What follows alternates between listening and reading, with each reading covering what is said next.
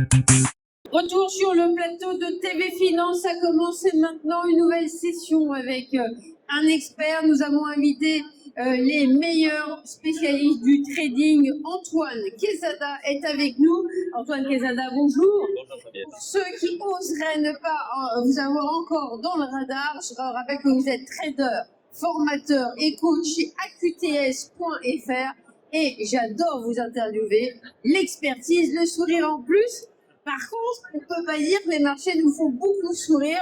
Moi, j'ai du mal à suivre avec cette volatilité. On s'y retrouve pas. Est-ce que l'émotionnel, on peut dire que le marché est devenu plus émotionnel, encore plus irrationnel qu'avant, Antoine? Pas plus qu'avant, mais les circonstances font que on est en situation d'être impacté émotionnellement. Hein. Ça n'a échappé à personne. C'est vrai. En disant ça. Alors, dernièrement, comme je le dis souvent, depuis quelques semaines, on a connu la peur sur le marché, mais on n'a pas encore connu la panique. C'est vrai. On ne connaîtra peut-être pas. Mais effectivement, le stade ultime, qui lui, comme un jeu de quilles, hein, peut exploser le marché, c'est quand on panique vraiment, quand on pense que les barrières de secours sautent. Et le cas qu'actuellement, dans une situation où, sur des niveaux techniques, il ne faudrait pas casser à la baisse, sous peine donc d'accéder à cette panique. C'est difficile de savoir ce qui serait l'élément déclencheur d'une panique. On a donc eu des faits majeurs. Oui, l'Iran attaquait un grand pays depuis des années, c'est une surprise.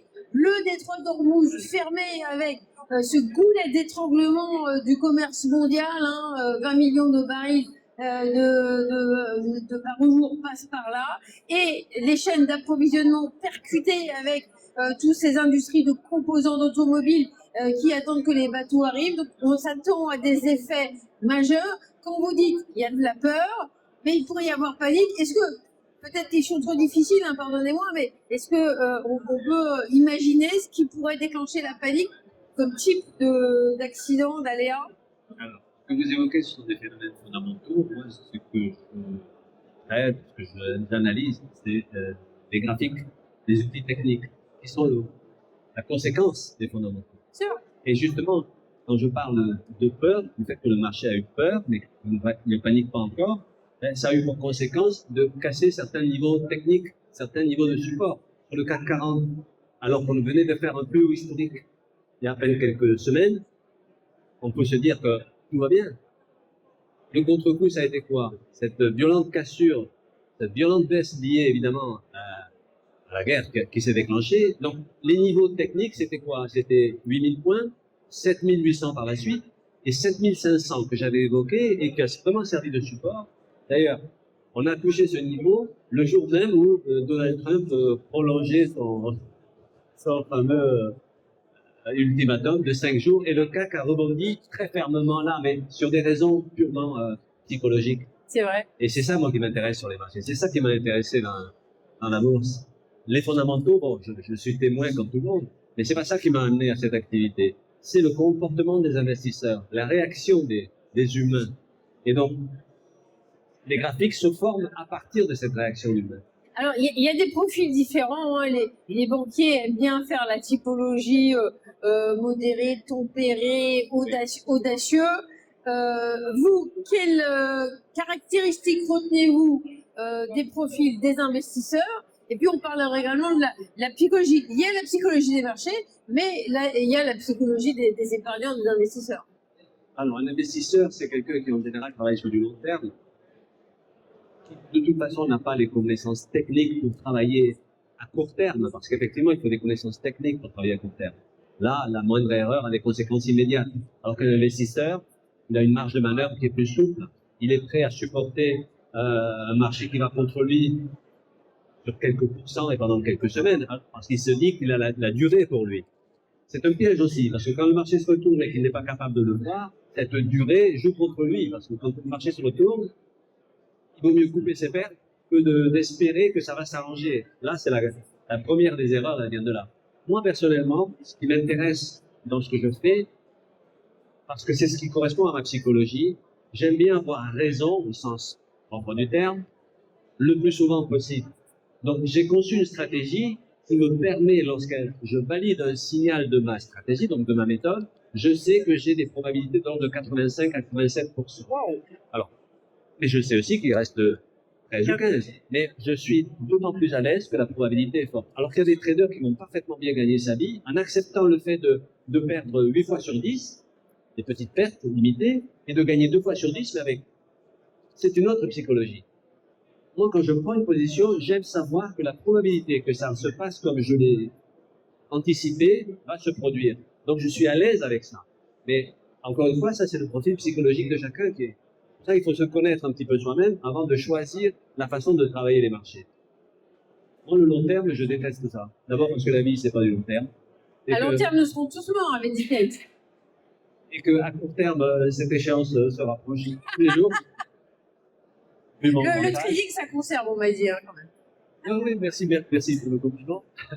Mais alors, on plaisante. Sur le CAC 40, est-ce que vous observez des configurations qui vous alertent, hein, des divergences qui signalent quelque chose? Question idiote, parce que à chaque fois, vous observez justement des divergences, mais quelle est votre analyse du moment? Alors, sur le CAC 40, on avait eu une grosse divergence haussière il y a un an, lorsque, après avoir beaucoup chuté, on est reparti sur les 6700 et quelques, il y a déjà un an. On a fait par la suite des plus hauts historiques. Et là, il y avait une divergence haussière. On est monté, ensuite on a buté sur la zone des 8500 points, on est allé jusqu'à 8600 et quelques, en faisant encore des plus hauts, ce qui rendait le marché assez confiant sur l'avenir. Et pourtant, c'était un petit peu un leurre. Il n'y avait plus de force pour aller plus haut. Et donc, le déclenchement du conflit a généré donc un retour assez rapide. Parce qu'on dit souvent que les marchés montent par l'escalier et descendent par l'ascenseur. Ouais. C'est-à-dire que quand on a peur, on réagit plus vite que quand tout va bien. Parce que la peur est plus contagieuse que l'euphorie. C'est pour ça que souvent, vous avez plein de petites bougies vertes qui montent et une grosse rouge qui descend.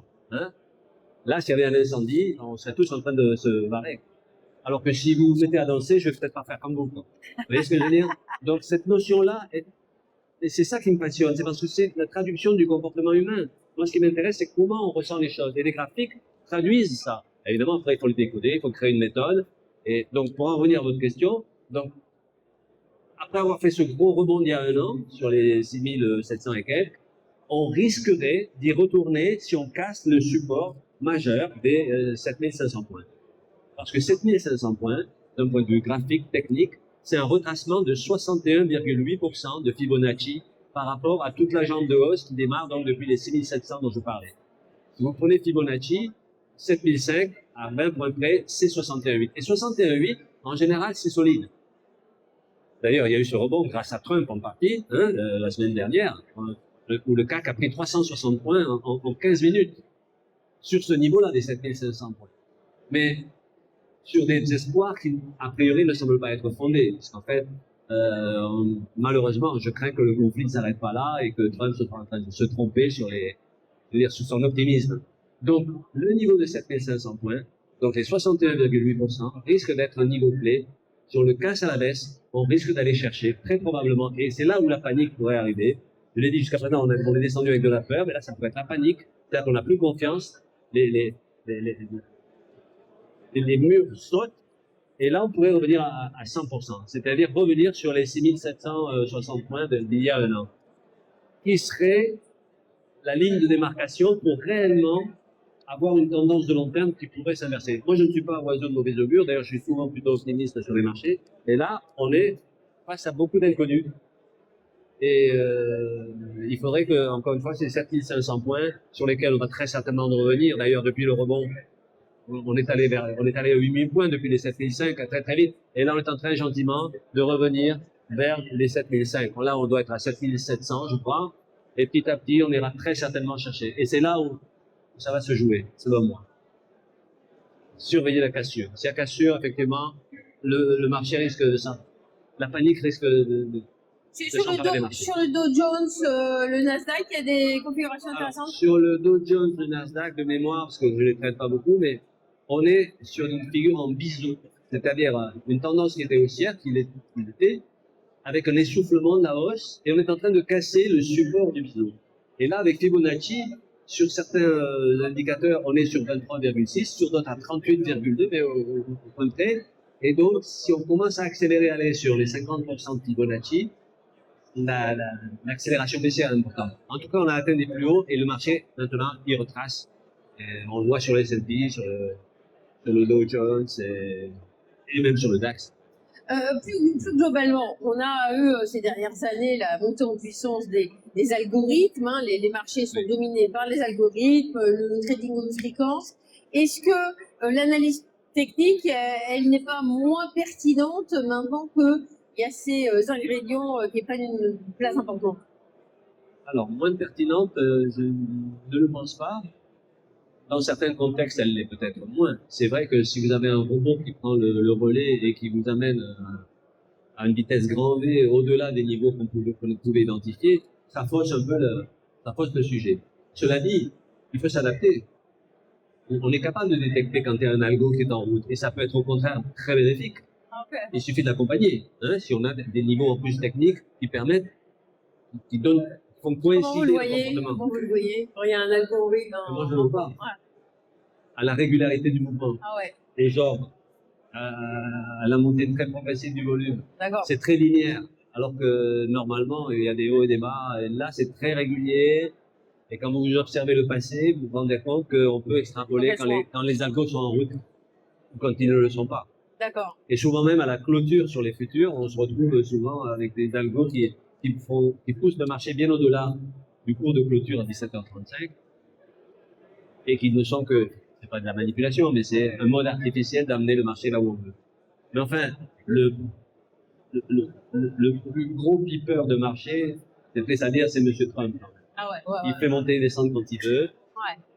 Il fait gagner qui il veut dans son entourage. C'est un homme d'affaires avant d'être un homme politique, comme je le dis. Et lui, en tout cas, il sait comment faire. Il n'a pas besoin de connaître l'analyse technique.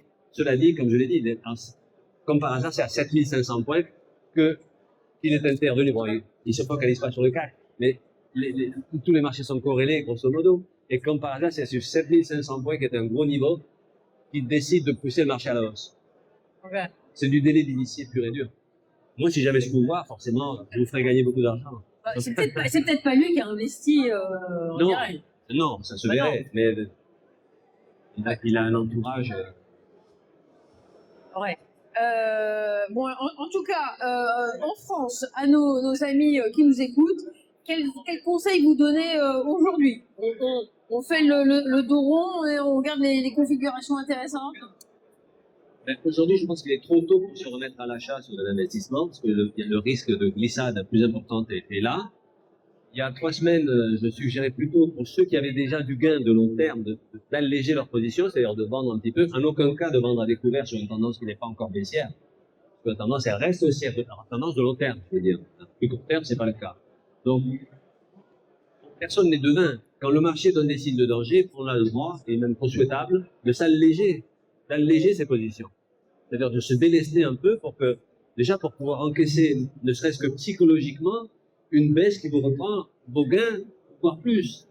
Parce que quand on gagne, on est content. Quand on voit que les actions qu'on a achetées, elles se valorisent, c'est très bien. Quand le marché repart dans l'autre sens et que vous n'avez pas vendu, vous êtes frustré. Et donc, être capable d'encaisser que le marché vous reprenne ce que vous pensiez avoir déjà gagné, hein, parce que les banquiers disent pas vendu, pas perdu. Moi, souvent, je dis, quand vous perdez, en fait, hein, quand vous êtes en train de perdre, pas vendu, pas perdu. Et moi, je dis, pas vendu, pas gagné non plus. Hein, parce que quand vous êtes en train de gagner et que vous n'avez pas vendu, vous ne gagnez pas non plus. Vous voyez ce que je veux dire? Donc, et ça, c'est la psychologie humaine, encore une fois. Donc, le conseil, c'est de s'alléger quand il y a des incertitudes. De toute façon, il n'y aura jamais une certitude absolue, mais quand par définition, personne ne sait ce que peut donner, quand le risque augmente au point qu'on ne puisse pas savoir ce qui va se passer, pourquoi vouloir à tout prix être investi massivement alors qu'on pourrait très bien s'alléger? Ça s'appelle de la gestion du risque et la gestion du capital. C'est répartir ses mises en quelque sorte. S'alléger, tout simplement. D'accord. Et attendre des niveaux qui, une fois validés, permettront de réinvestir avec justement ce capital qui a été dégagé en vendant une partie pour se repositionner dans le bon sens de la marche une fois qu'on a des signaux clairs de ce signal. Est-ce qu'on a des questions dans la salle? Est-ce que certains veulent partager leurs réflexions? On a notre bon élève du premier rang, c'est Antoine. Antoine à Antoine, ça va être une bonne question, attention. Alors, je redis la question, le temps qu'on récupère le micro. Antoine Manachel dans la salle nous pose la question à Antoine Casada de savoir si c'est un vrai effet de mode, parce qu'on est beaucoup sur les carnets d'ordre, ou quelle est l'évolution des tendances? Alors déjà, moi, je ne porte jamais de jugement sur des méthodes différentes. Parce que je considère qu'avec la caisse à outils que représente Analyse Technique, on peut créer des méthodes à n'en plus finir. Et d'ailleurs, je dis souvent que la meilleure méthode, c'est celle que vous créez vous-même pour vous, parce qu'elle vous correspond psychologiquement. Donc, pour répondre à votre question, à ceux qui disent que les indicateurs techniques ne fonctionnent plus parce qu'ils ont du retard, etc., moi, je n'utilise les indicateurs techniques que pour la notion de divergence.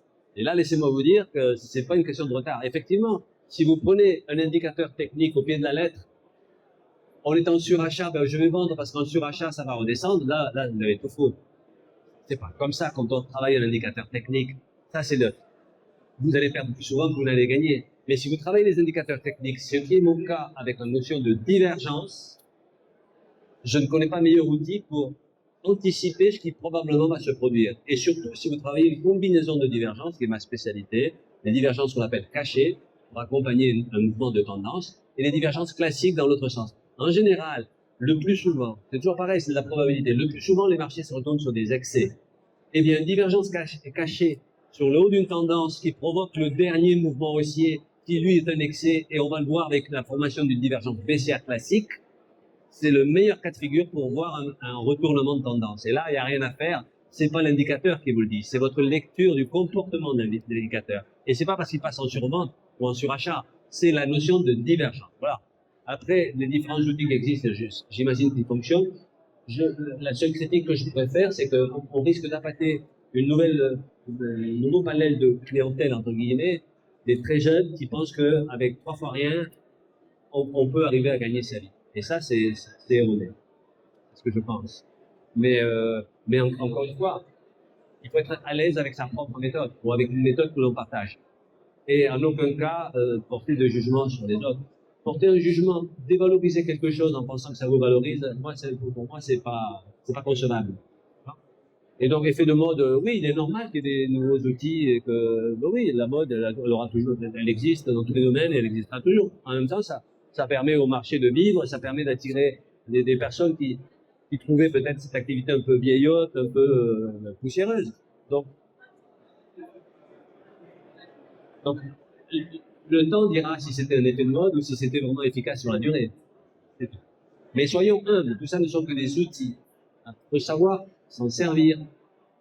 Une caisse à outils, vous n'êtes pas plombier parce que vous avez une caisse à outils de plombier. Il faut apprendre à utiliser les outils. Très bien. Eh ben moi, je vais bien faire du bricolage avec votre boîte à outils, Antoine. On touche à notre fin pour cette interview. Merci Antoine d'être venu sur le plateau de TV Finance. Une interview à retrouver sur YouTube. Et puis on remercie ce public attentif, des bons élèves comme ça, très sages, c'est formidable. Et en plus, ils posent des bonnes questions. Merci à vous. Merci. On peut applaudir Antoine Quesada.